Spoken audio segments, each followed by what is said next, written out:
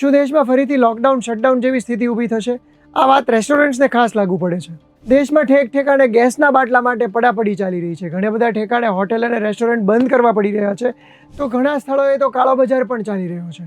એવામાં સરકાર કહી રહી છે કે પૂરતો જથ્થો છે, સબ ચંગાસી અને કોઈને પેનિક કરવાની જરૂર નથી. બીજી તરફ ગ્રાઉન્ડ ઉપર વાસ્તવિકતા કંઈક અલગ જ છે. ગુજરાત સમાચારના ડિજિટલ પ્લેટફોર્મ્સ પર હું છું મયુર. આજના વિડીયોમાં વાત કરીશું એલપીજી પુરવઠાની અછત વિશે. મિત્રો, ઈરાન ઇઝરાયલ વચ્ચેના યુદ્ધના કારણે સ્ટ્રેટ ઓફ હોર્મુઝ પરથી ચાલતો વ્યવહાર ખોટવાયો છે અને એના કારણે દેશમાં એલપીજી ગેસની અછત સર્જાઈ રહી છે. સરકારે 2 સિલિન્ડર વચ્ચેના બુકિંગનો સમયગાળો વધારી દીધો છે. શહેરોમાં 21 દિવસના બદલે 25 દિવસ કરી દેવામાં આવ્યા છે અને રૂરલ એરિયામાં એટલે કે ગામડામાં તો 45 દિવસ બાદ જ તમે નવો ગેસ સિલિન્ડર બુક કરાવી શકો છો. ચેન્નઈ, કોલકાતા, બેંગાલુરુ જેવા સિટીઝમાં તો ઘણી બધી રેસ્ટોરન્ટ બંધ કરવાનો વારો પણ આવી ગયો છે. તો આ સ્થિતિમાં ગુજરાત બાકાત નથી. ગુજરાતમાં પણ ઘણી બધી જગ્યાએ કાળો બજાર થઈ રહ્યો છે. 1800 થી 2000 રૂપિયા એક ગેસ સિલિન્ડરના લેવામાં આવી રહ્યા હોવાના પણ અહેવાલ છે. સંગ્રહખોરી બહુ મોટા પ્રમાણમાં વધી ગઈ છે અને સરકારનો એના ઉપર કોઈ કંટ્રોલ હોય એવું દેખાતું નથી. અનેક જગ્યાએ સબસિડીવાળા સિલિન્ડર છે એનો કોમર્શિયલ ઉપયોગ થઈ રહ્યો છે. તો બરોડાથી તો આવેલા ન્યૂઝ પ્રમાણે મેડિકલ કોલેજની જે મેસ છે એમાંથી એક મેસને બંધ કરવાની ફરજ પડી છે.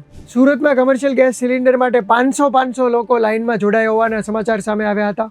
તો ભુજ, ગાંધીધામ અને કચ્છમાંથી ગેરકાયદેસર રિફિલિંગ અને સંગ્રહખોરીના અહેવાલો પણ સામે આવ્યા. આ તમામની વચ્ચે સરકારે પણ હવે જાહેરાત કરી દીધી છે કે હોસ્પિટાલિટી બિઝનેસ એટલે કે રેસ્ટોરાં અને કેફેઝના જે માલિકો છે એ લોકો બીજા વિકલ્પો જેમ કે કોલસા, કેરોસીન કે બાયોમાસનો ઉપયોગ કરી શકશે. સરકારે આ પ્રકારની છૂટછાટ 1 મહિના માટે જ આપી છે. તો બીજી તરફ ઇલેક્ટ્રોનિક સગડીની માંગ પણ માર્કેટમાં વધી ગઈ છે. લોકો પેનિક થઈને ક્વિક કોમર્સ કે બીજી બધી વેબસાઇટ્સ ઉપરથી ઇલેક્ટ્રિક સગડી મંગાવવા માંડ્યા છે અને એટલા માટે જ ઇલેક્ટ્રિક સગડી અને ઇન્ડક્શન માટેના જે વેસલ્સ હોય, વાસણો, એના ભાવમાં પણ સખત વધારો આવ્યો છે. આ તમામ પરિસ્થિતિને જોતા એવું લાગી રહ્યું છે કે દેશમાં લોકડાઉન જેવી સ્થિતિ ફરીથી ઊભી થઈ શકે છે. કારણ કે અમદાવાદની જ વાત કરીએ તો એમાં 60,000થી વધારે વિદ્યાર્થીઓ પીજીમાં રહે છે. પીજી જેવી જે પણ પ્રોપર્ટીઝ હોય છે એ લોકો કોમર્શિયલ એલપીજી સિલિન્ડર્સના આધારે ચાલતા હોય છે.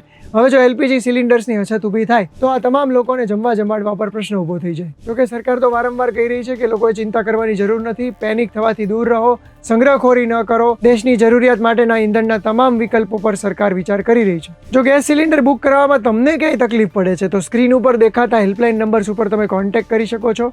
તો મિત્રો, તમને શું લાગે છે આ સ્થિતિમાં સરકારે કેવા પગલાં લેવા જોઈએ?